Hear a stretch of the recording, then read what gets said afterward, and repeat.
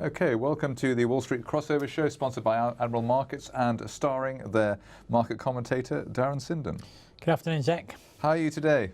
Very well, thank you. Pleased it's not raining again. Right, well, it's raining Shanghai stocks at the moment. Any views on that? Apart from I told you so, possibly? Well, a little bit of that, but you know, as people who value a free market, you always fancy that things will find their known natural level and that support operations are generally doomed to failure. And it would seem that it's no different in China. It's just a question of you know, of how far and how much further, in fact, these markets will correct lower. Wasn't that the point? That if nobody's able to sell, or you know, if you've got a lot of stock you can't sell, how is it actually going down? People seem to be finding a way to to fulfil their selling desire. Shall we say. I mean, it's fascinating. It is a fascinating situation. Oh, it is. You've been in the market for sort of 20, 30 years as we have. It is one of those situations where you're just dying to, you're sort of just wanting to see how it's going to pan out. Yeah, absolutely. And of course, there's that personal interest element, but it's also got ramifications for the wider marketplace, and I'm sure we'll be talking about those for some time. Okay, well, let's go on to the European data this morning. Okay, well, as you rightly point out, Shanghai equities off by around 8.5%. Just to put that into context, that's their worst fall since the 27th of Feb 2007. And as we've already covered that really from here. Then back into Europe, and despite that negative news, there's actually some positive news for the German and Eurozone economies, in as much as the German IFO Business Climate Index and Expectations Index for July data was released. Business Climate read came in at 108 versus a forecast of 107.2 and the prior read of 107.5, so sharply ahead and unexpectedly so. I mean, that's a key. I mean, if that's good, it's like almost everything else is good. Well, that's the read that people are taking away from that, and the expectations going forward, 102.4 versus 108.1. Or sorry, 101.8 that was forecast, and the prior read of 102.1, so ahead of the forecast and ahead of the prior read. I suppose the only question here is how much of that improvement is a relief rally on Greece, and will we still have a similarly positive read in a month's time? But nonetheless, it's been taken as a positive for Germany. What wasn't such easy reading though was, to my mind anyway, was some money supply data for the Eurozone, and here we're looking at M3, which is cash and near cash for financial institutions, for want of a better description. Two figures here: the month-on-month number for June, growth of 5.1%, slightly ahead of the prior 5% read, but nothing to get really excited about. So QE not obviously influencing the money supply figures here, and the year-on-year number will presumably be causing the gnomes in Frankfurt some concern as well. Came in at 5% growth against the prior 5%, so no improvement on a year-on-year basis, and that's obviously despite at least 4 months now of ECB QE. And then a number that will give cause for concern here in the UK, the CBI Industrial Trends Survey, and this is the number for July rather than the quarterly data. This is a number that looks at sort of factory orders and business confidence going forward. A read of -10 versus the prior read of -7. Today's number is the lowest since July 13, and although the quarterly numbers, they've tried to spin them to be positive, the very low factory orders in July, which is what is basically telling us, and expectations of low numbers going forward, don't bode well for a sort of a continued solid rebound for the UK. There goes our interest rate hike. Well, I mean, you know, I don't think Mr. Carney rely entirely on this survey, but it just shows that there is, you know, there's still contradictory forces at work in the UK economy as well. So there we are. Okay, let's look at the European movers. I presume there might be some little bit of downside somewhere. Yes, but not as much as you might have anticipated. And in fact, the first stock we're going to talk about today is Philips, Dutch. These days Dutch healthcare equipment group, because they've aligned their business interests over the last few years. They had Q2 numbers today, trading around €25.09, up around 3.75%. Q2 profits beat estimates, and it's such a long time since I've been able to say anything positive about Philips, but they actually do seem to have finally got their act together. The healthcare business, which is now the principal area they operate in sees rising demand in both the US, Eastern Europe and India going forward. And profits were 501 million euros. That was 20% above the market expectations of 415 million. And anyone that's followed Philips for a long time would have just got used to them writing things So down. it's taken a long time to refocus, but they're finally like they've got through. It seems that way. They spun off the lighting business recently. They can focus on this healthcare thing. Maybe the tide's turned for Philips. And then UBS in Switzerland, that's ticker UBSN in Switzerland, trading around 21 francs 35 this morning, down about 1.39%. They've announced their numbers a day early, trying to get the jump on some Swiss newspaper comments that have been beating them up really. Solid earnings as far as the bank was concerned, came in with a 1.2 billion Swiss franc profit, so slightly more than Credit Suisse made last week, and the management was confident about the outlook going forward. And I suspect the only reason that they're down by 1.39% is the market's been overshadowed by the weak Chinese equities. If they did could have announced these later in the week if things were a bit better, I suspect they'd have a similar, positive move as did Credit Suisse. So look for them perhaps to bounce going forward. But relatively happy anyway. Yes, indeed. Okay, well, the M&A? Okay, well, there's only really one story today, and it's quite an amazing one.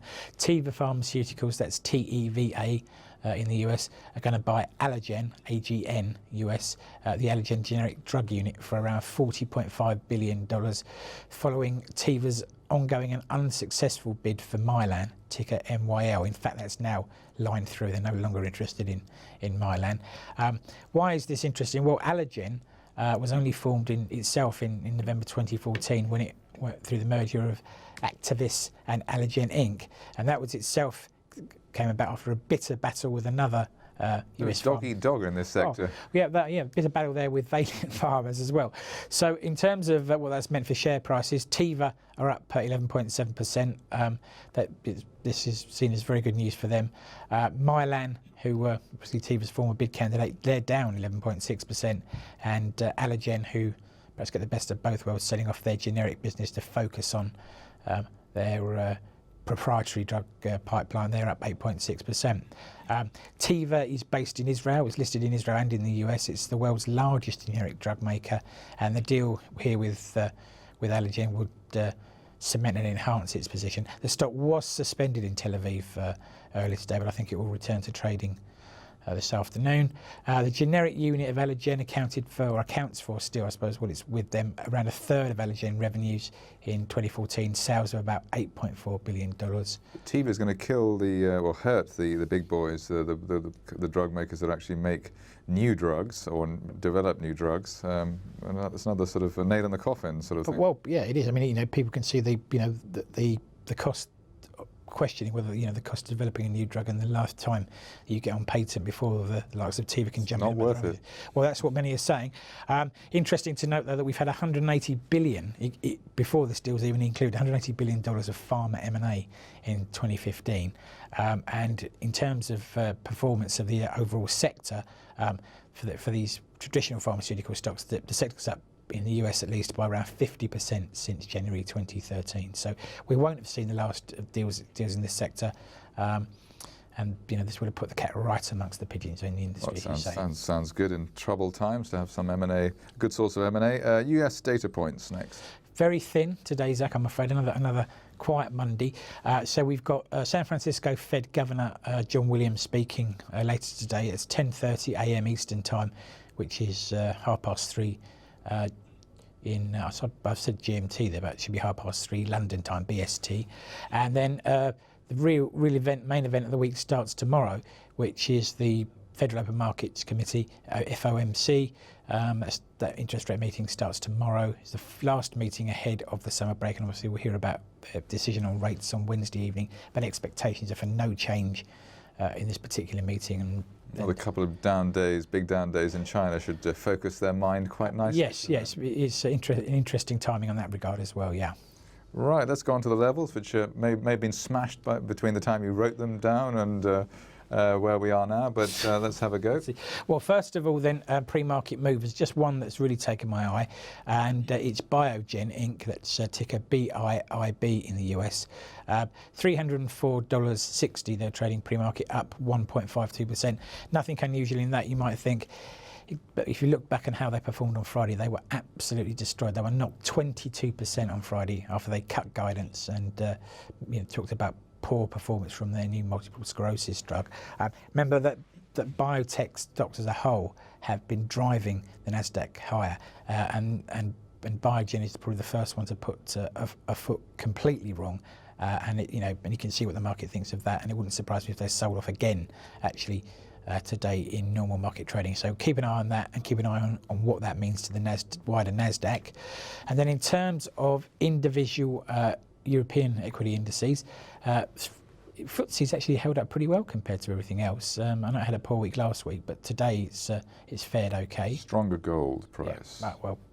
Yeah, that probably is helping. 65.30 is our downside level in FTSE, plays 65.90 to the upside. The DAX hasn't fared quite so well, so we're now looking all the way back down to 11,176 on the downside, and 11,285 is an upside play. What is interesting is the way that the DAX has come back to fill more of these gaps in its daily chart. We did say that was a likelihood of that happening. You did, Darren. You can take the credit for that. And it's doing just that. Obviously, some of the dip in Shanghai can be attributed to the very poor performance of US equity markets on Friday. So as far as the S&P is concerned now, we're looking at 2075 on the downside, plays 2085 to the upside. And for the Dow, also a poor performer on Friday, 17,550 is our downside level, plays 17,686 to the upside. Euro dollar, euro strength this morning on the back of those German IFO numbers, so 110.36 our downside level, plays 111.12 to the upside. No real change in Aussie dollar, US dollar. We just tighten the range here slightly to 72.60 on the downside, playing 73.10 to the upside. A little bit more evidence of dollar strength, yen strength rather, I'm going mad, in dollar yen. 123.18 now at downside level. Safe haven, bit of a safe haven there. Well, small, plays 123.83 on the upside, so we're back below 124 on the upside level.